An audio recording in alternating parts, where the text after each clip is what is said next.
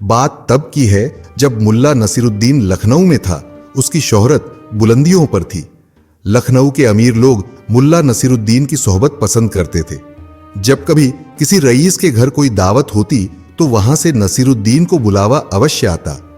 नसीरुद्दीन भी ऐसी दावतों में जाना पसंद करता था, क्योंकि इससे कई तरह के लोगों से मिलना जुलना हो जाता था और आसपास घटित हो रही घटनाओं की जानकारी भी मिल जाती थी।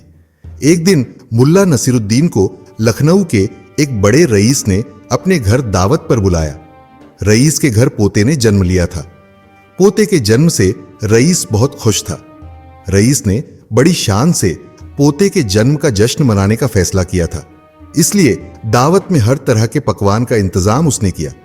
इस व्यवस्था के साथ ही उसने इस दावत में लखनऊ के सभी नामी गिरामी लोगों को बुलावा भेजा था तथा मुल्ला नसीरुद्दीन जैसे लोगों से खुद मिलकर गुजारिश कराया था कि वे उसके घर दावत में जरूर आएं।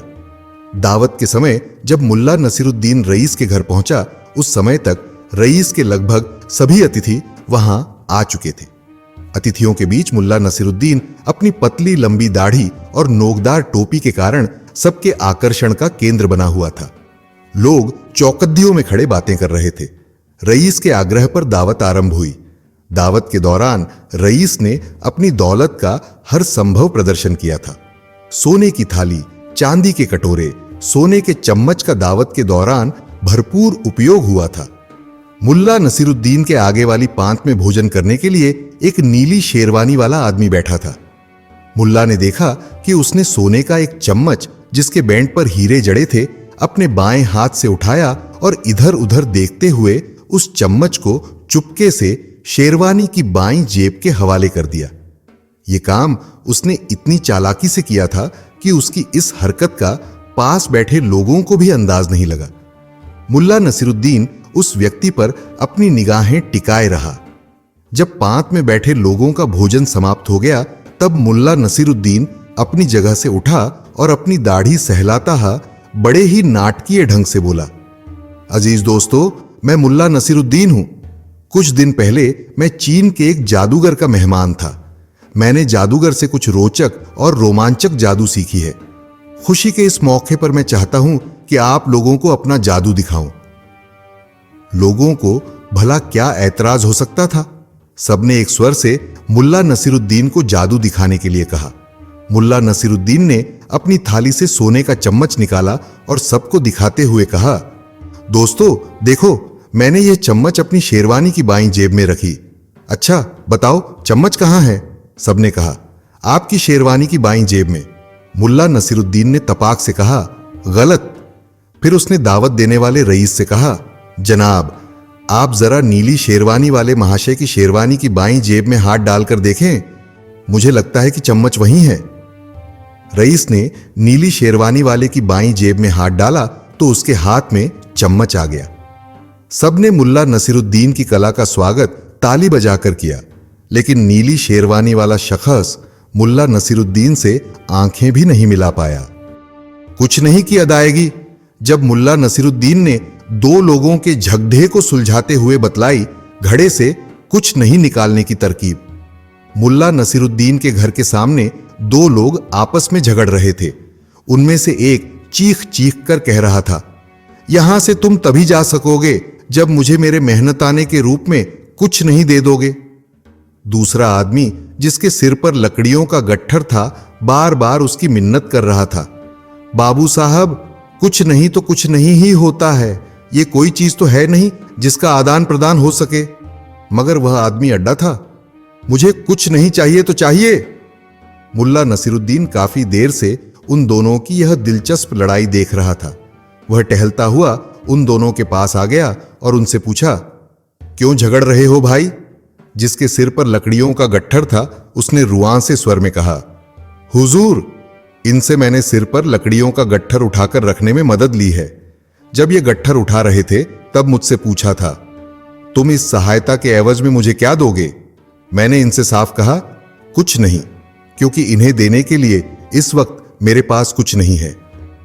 मुल्ला नसीरुद्दीन ने दूसरे व्यक्ति की ओर देखा, मानो पूछ रहा हो कि बोलो, तुम्हें कुछ कहना है? दूसरे व्यक्ति ने मुल्ला नसीरुद्दीन से कहा, हुजूर, मैंने कुछ नहीं पाने के लोभ में इस व्यक्ति का गट्ठर उठाया और यह व्यक्ति बिना कुछ नहीं दिए ही यहां से जाना चाहता है।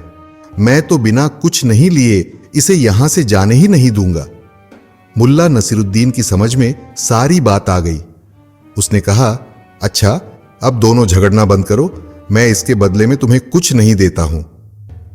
फिर उसने अपने घर के दरवाजे के पास पड़ा एक खाली घड़ा उस कुछ नहीं मांगने वाले व्यक्ति को दिखाया और बोला, जाओ, उस घड़े को वहां से उठाकर लाओ।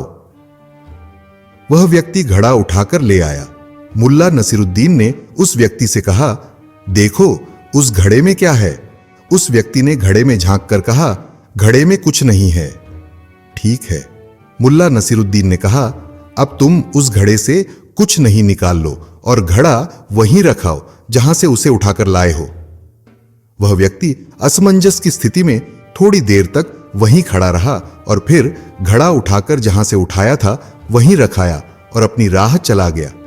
मुल्ला नसीरुद्दीन ने गट्ठर लिए खड़े व्यक्ति से कहा, ठीक है भाई, अब तुम भी जाओ। और अपनी दाढ़ी सहलाता हुआ मुल्ला नसीरुद्दीन अपने घर की ओर मुड़ गया। परियों की जल क्रीड़ा। जब मुल्ला नसीरुद्दीन ने अपनी टोपी की मदद से एक मुस्टंडे को सबक सिखाया। नसीरुद्दीन को अपने गांव से गुजरने वाली नदी का किनारा अच्छा लगता था। जब कभी भी उसका मन बेचैन होता तो वह नदी किनारे आकर बैठ जाया करता और वहां की प्राकृतिक दृश्यावलियों में खो जाता। नदी के किनारे ऐसे तो अनेक पेड़ लगे थे, किंतु नसीरुद्दीन एक पूर्ण विकसित आम के पेड़ के तने के सहारे बैठ जाता और वहीं से नदी की चंचल लहरों की सुषमा निहारता रहता। नदी के पास ही अफीम का अड्डा था, जहां नशेड़ी आते जाते रहते थे। इनमें एक मजबूत कदकाठी का दबंग व्यक्ति भी शामिल था।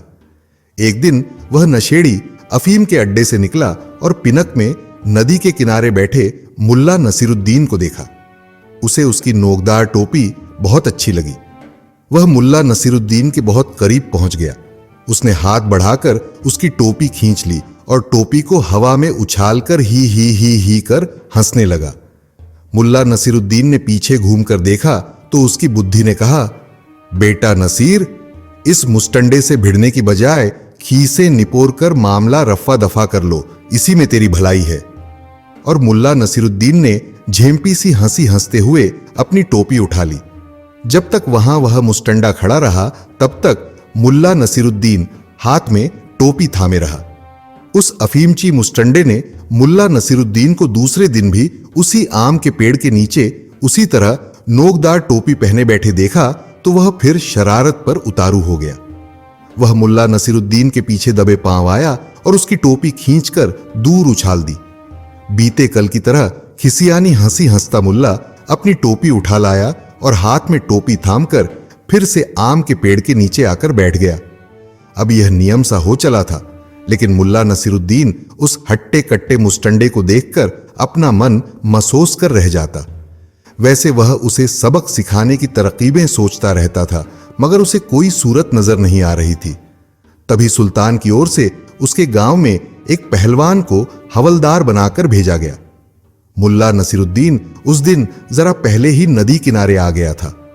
हवलदार गांव के चप्पे चप्पे को समझ लेने के इरादे से गश्त लगाते हुए नदी किनारे पहुंचा और मुल्ला नसीरुद्दीन को वहां नोकदार टोपी पहने बैठा देखकर उससे रुआब में पूछा, तुम कौन हो और यह अजीब सी टोपी क्यों लगाए बैठे हो?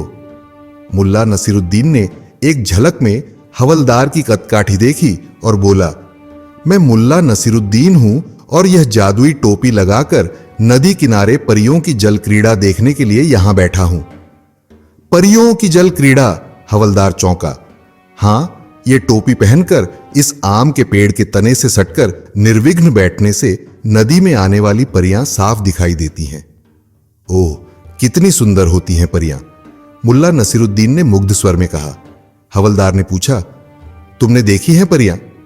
नहीं भाई, नहीं देख पाया। इस टोपी को पहनने के साथ यह शर्त भी है कि परी देखने की इच्छा रखने वाला टोपीधारी व्यक्ति किसी भी कारण से नदी का पानी छोड़ कुछ और न देखे। मैंने जब कभी भी प्रयास किया, किसी न किसी व्यवधान के कारण मेरी दृष्टि डगमगा गई और मैं इस सुख को पाने से वंचित हो गया। मुल्ला नसीरुद्दीन ने अफसोस जताया, मैं इस गांव का हवलदार नियुक्त हुआ हूं सुल्तान की तरफ से। लाओ टोपी मुझे दो, मैं आज परियों की जल क्रीड़ा देखूंगा, तुम फिर कभी देख लेना, टोपी तो तुम्हारे पास रहेगी ही। हवलदार ने मुल्ला नसीरुद्दीन से कहा। मुल्ला यही तो चाहता था। उसने तुरंत अपनी टोपी उतारी और हवलदार को देते हुए कहा, हां हां हवलदार भाई, आप ही आज परियों की जल क्रीड़ा देख लो, मैं फिर कभी देखूंगा। हवलदार ने टोपी पहनी। मुल्ला नसीरुद्दीन ने उसे आम के पेड़ के तने से सटकर बैठने का तरीका सिखाया और उसे फिर से समझाया, ध्यान रहे, नजर नदी की प्रवाहित धारा पर ही टिकी रहे, किसी भी कारण से बाएं दाएं देखने की कतई जरूरत नहीं। हवलदार ने हामी भरी और नोकदार टोपी पहनकर बैठ गया आम के पेड़ के नीचे। मुल्ला नसीरुद्दीन ने भी अपने को एक पेड़ की ओट में कर लिया। हवलदार परियों के आसमान से उतरने की प्रतीक्षा कर रहा था और मुल्ला नसीरुद्दीन मुस्टंडे के आने की प्रतीक्षा जल्द ही पूरी हुई। हर रोज की तरह मुस्टंडा आया। उसने नोकदार टोपी पकड़कर खींची और उसे दूर फेंककर ही करने लगा, लेकिन अभी हंसी के कारण उसकी बंद हुई आंखें खुल भी नहीं पाई थीं कि उसके चेहरे पर हवलदार का जोरदार घूंसा पड़ा। वह 2-3 कदम पीछे चलता हुआ संभला। उसकी आंखों के आगे तारे नाचने लगे। वह अभी संभला भी नहीं था कि हवलदार ने उसका गिरेबान थाम लिया और गरजा, तेरी हिम्मत कैसे हुई टोपी को हाथ लगाने की? और ताबड़तोड़ उस पर घूंसे बरसाने लगा। मुल्ला नसीरुद्दीन घूंसे गिन रहा था, 31, 32, 33। रहने दो हवलदार साहब, 1 महीने से ज्यादा की सजा हो गई। लो मैं ले आता हूं टोपी। और मुल्ला नसीरुद्दीन टोपी उठाकर ले आया। वह वहीं खड़ा हो गया जहां मुस्टंडे की धुनाई में हवलदार लगा हुआ था। मुल्ला के दोबारा कहने पर हवलदार ने घूंसे बरसाना बंद कर दिया तो रोज की तरह खिसियानी हंसी हंसते हुए मुल्ला नसीरुद्दीन ने मुस्टंडे से पूछा, बोलो फिर उड़ाओगे टोपी?